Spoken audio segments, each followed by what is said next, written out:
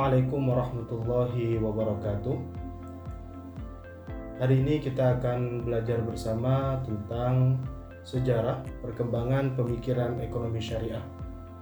Tapi sebelum kita masuk dalam pembahasan yang akan kita pelajari hari ini bersama tema-tema lainnya, mari kita telaah bersama terlebih dahulu apa alasan kita mempelajari perkembangan ekonomi syariah itu sendiri, sehingga kita bisa dapat banyak mendapatkan manfaat dari apa yang kita pelajari hari ini.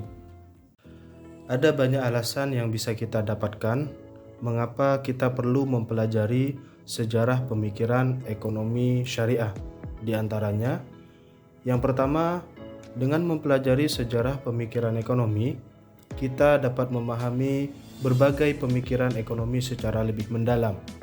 Hal ini didasarkan pada gagasan bahwa dunia ekonomi cenderung berubah, dan saat itu terjadi, maka teori-teori ekonomi juga ikut berubah.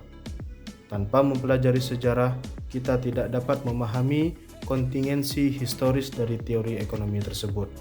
Selanjutnya, dengan mempelajari sejarah, ada banyak pemikiran-pemikiran ekonomi yang cenderung dilupakan.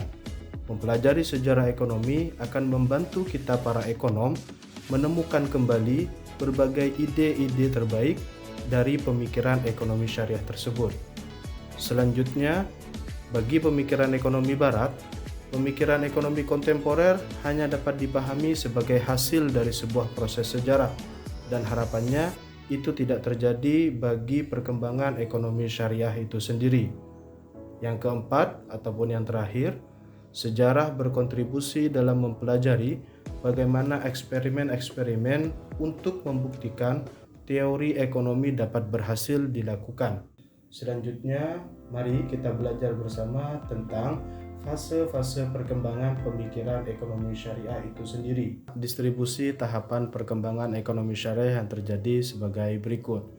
Yang pertama adalah fase periode pembentukan.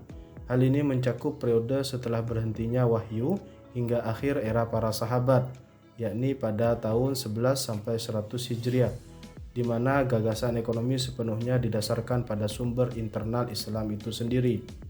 Selanjutnya, fase kedua, yakni periode penerjemahan ide-ide asing yang mana diterjemahkan ke dalam bahasa Arab, dan para sarjana muslim pada saat itu mendapatkan kesempatan untuk mengambil manfaat dari karya-karya intelektual dan praktis bangsa-bangsa lain.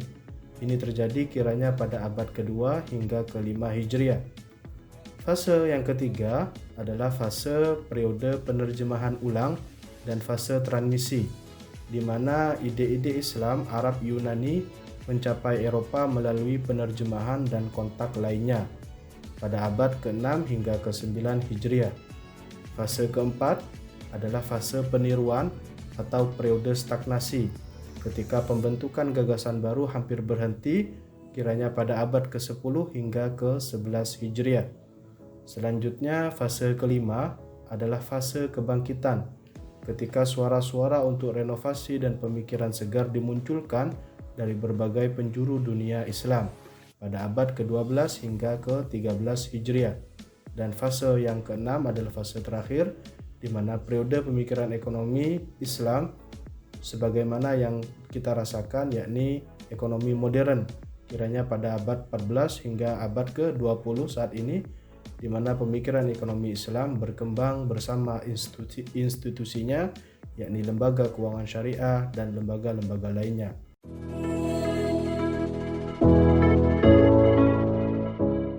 Baik, itu saja materi yang bisa saya sampaikan pada kesempatan kali ini. Mudah-mudahan materi yang saya sampaikan bermanfaat dan banyak menjadi bahan diskusi untuk kalian dalam mengerjakan tugas yang akan kalian ampuh selanjutnya. Itu saja dari saya. Wallahul muwaffiq ila aqwamit thoriq.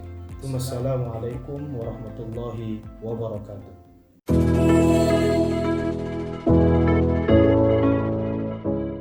Created using Powtoon.